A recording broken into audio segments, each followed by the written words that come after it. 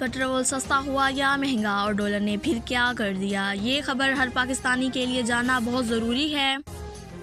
आज 1 फरवरी 2026 को हुकूमत की तरफ से पेट्रोलियम मसनूआत की नई कीमतों का ऐलान किया गया है। सबसे पहले बात करते हैं पेट्रोल की।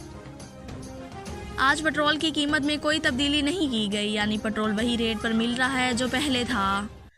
हुकूमत ने पेट्रोल की कीमत को बरकरार रखा है, जिस पर आवाम ने थोड़ा सा सुख का सांस लिया है। अब बात करते हैं डीज़ल की। डीज़ल की कीमतों में इजाफा कर दिया गया है। डीज़ल अब पहले से काफ़ी महंगा हो गया है, जिसकी वजह से ट्रांसपोर्ट और रोज़मर्रा इस्तेमाल की चीज़ों पर असर पड़ने का खदशा है। अब यहाँ डॉलर का जिक्र भी बहुत ज़रूरी है।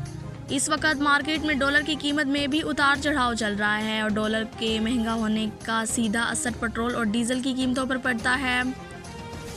माहिरीन का कहना है कि जब डॉलर मजबूत होता है तो पाकिस्तान के लिए तेल दरामद करना महंगा हो जाता है और इसी वजह से हुकूमत को बाज़-औक़ात कीमतें बढ़ाने का फ़ैसला करना पड़ता है।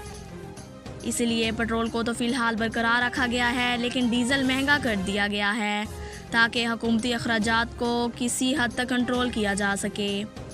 ये नई कीमतें आइंदा 15 दिन तक लागू रहेंगी। इस दौरान हुकूमत आलमी मार्केट और डॉलर की सूरत हाल को देखते हुए आइंदा फैसला करेगी कि आवाम को रिलीफ दिया जा सकता या नहीं।